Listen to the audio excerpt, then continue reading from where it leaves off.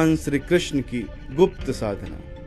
अद्भुत मायावी शक्तियों पर विजय पाने और देवतुल्य सामर्थ्यवान बनने के लिए भगवान श्री कृष्ण की साधना इस युग में अति उत्तम है। इसकी साधना से आपका सहस्त्रार जाग उठता है और ज्ञान की कुंडलिनी जाग उठती है, जिससे लोक परलोक आदि सारे रहस्य खुल जाते हैं। मेरा दावा है कि इस संसार में कुछ ही गिने चुने साधकों को छोड़कर बड़े बड़े साधकों को भी इस साधना का ज्ञान नहीं। अतः इस वीडियो को अन्य कहीं प्रकाशित देखें तो उसे आप नकलबाज कह सकते हैं। यह साधना गुप्त और अप्रकाशित है। मैं भी इस साधना को गुप्त ही रखता, पर वर्तमान समय में इस साधना को बताना मेरी आवश्यकता है। अतः इस साधना की शिक्षा दीक्षा सिर्फ योग्य साधकों को ही दी जाएगी। अतः जिन साधकों को इस साधना से रुचि है वे अपनी जन्मतिथि, राशि और लग्न लिखकर ईमेल या व्हाट्सएप कर सकते हैं। इस साधना से बहुत तीव्र और सूक्ष्म बुद्धि आती है, जिससे साधक एक सूक्ष्म प्रयोग कर अनुकूल क्रांतिकारी परिवर्तन संसार में ला सकता है। इस साधना से आकर्षण, सम्मोहन और वशीकरण करने की शक्ति स्वतः जाग उठती है और वह किसी भी व्यक्ति या व्यक्ति समूह को वश में कर सकता है। वह आत्म धर्म को समझ लेता है और वास्तविक धर्म को परिभाषित करता है। इसमें कोई शक नहीं। यदि बताए अनुसार सही तरीके से इनकी साधना कर ली जाए तो साधक श्री कृष्ण तुल्य हो जाएगा।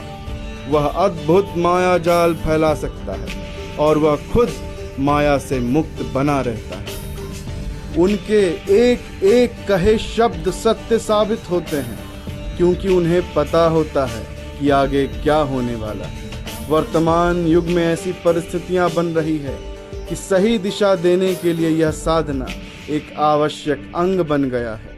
अतः संसार के कल्याण के लिए और भगवान श्री कृष्ण की असीम कृपा पाने के लिए यह साधना बहुत महत्वपूर्ण हो गया है।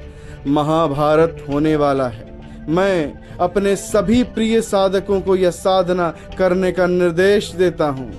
भगवान श्री कृष्ण जी की साधना में ब्रह्मचर्य अनिवार्य तो नहीं, लेकिन उसमें अति भी नहीं होना चाहिए। सप्ताह में एक बार शारीरिक संबंध बना लेने से कोई हर्ज नहीं। फिर भी आपका प्रयास होना चाहिए कि कम से कम संभोग हो। यदि साधक अपने अनुकूल कुछ योगासनों का अभ्यास करता है और उसके बाद यौगिक क्रियाएं और प्राणायाम भी करता है तो उन्हें तीव्रता से सिद्धि मिलना आरंभ हो जाती है और भगवान श्री कृष्ण के प्रत्यक्ष दर्शन होते हैं। यदि इनकी साधना से भगवान श्री कृष्ण के दर्शन लाभ हुए तो साधक के मन आत्मा से जुड़कर एकाकार हो जाता है और श्री कृष्ण के समान वह भी हो जाता है। यदि साधक यौगिक क्रियाएं आदि नहीं भी करता तो सभी प्रकार से श्री कृष्ण की कृपा होती ही है और वह संसार के लिए कल्याणकारी कार्य करने में सामर्थ्य हो उठता है। सच कहा जाए तो आप इनकी साधना से कल की अवतार से कम नहीं होंगे, अर्थात आप ही कल की अवतार हैं, जिसमें अद्वितीय दिव्य शक्तियों का भंडार है। जो इस साधना से यह शक्ति जागृत हो उठती है, जिससे आप पुनः युग को सुधार सकते हैं और कंस युग से लोगों को मुक्ति दिला सकते हैं। मैंने बहुत कम शब्दों में आपको बताने का प्रयास किया और मुझे विश्वास है कि आप कम शब्दों को विस्तार से समझ पा रहे हैं। जीवन भर झाल बजाने, शंख फूकने, कीर्तन भजन और घंटियां बजाने से भगवान श्री कृष्ण के दर्शन नहीं होंगे या उनकी कृपा के पात्र नहीं बनेंगे। अतः मैं यौगिक विधान के अनुसार भगवान श्री कृष्ण की अद्भुत साधना बताने जा रहा हूँ, जिससे आपको 100% सफलता मिलेगी। कैसे करें यह साधना, तो आइए जानते हैं।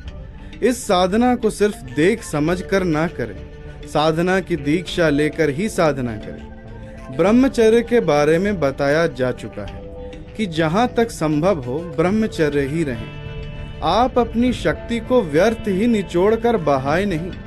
इसे बचाएं और सहस्त्रार चक्र तक शक्तियों को पहुंचा दें, ताकि आपका आत्मबल दिनों दिन बढ़ता रहे और कई अनोखी चमत्कारिक शक्तियों को प्राप्त कर सके। इसका अर्थ यह नहीं हुआ कि अपनी काम इच्छा को दबाएं। आप सप्ताह में या 15 दिनों में अति इच्छा होने पर काम वासना को शांत कर सकते हैं। यौगिक क्रियाओं और प्राणायामों से स्वाभाविक रूप से काम वासना पर सहजता से नियंत्रण हो सकता है। हो सके तो बजरोली क्रिया का भी अभ्यास करें। जप माला, संस्कारित रुद्राक्ष या तुलसी की माला से साधना कर सकते हैं। नीले हकीक की माला भी सर्वोत्तम है। आसन और वस्त्र लाल, पीला, नीला या सफेद क्रीम। साधना की दिशा, साधना शुरू करने का जो मुहूर्त और दिन बताया जाएगा उस अनुसार दिशा का चुनाव कर साधना कर सकते हैं। साधारणतः पूरब, पश्चिम या उत्तर दिशा होकर साधना की जा सकती है। साधना का समय कोई भी एक निश्चित समय हो। साधना स्थल पर जलाने के लिए शुद्ध देसी गाय के घी का दीपक। गणपति जी को नमस्कार करने के बाद भगवान श्री कृष्ण की साधना आरंभ करें। ये रहा भगवान श्री कृष्ण का मूल मंत्र। दीक्षा के बाद मंत्र स्पष्ट किया जाएगा। उक्त मंत्र में साधक अपनी जन्म तिथि, राशि और लग्न के अनुसार उपयुक्त बीज मंत्र लगा ले, जिसे दीक्षा के बाद बता दी जाएगी। सुबह खाली पेट में योगाभ्यास, क्रिया और प्राणायाम से निपट लें और उसे बिना कोई ढील किए अभ्यास जारी रखें। और किसी भी समय से मंत्र जप साधना के लिए और अच्छी सफलता के लिए 15 माला जप करना चाहिए। इस प्रकार 51 दिन साधना करनी है।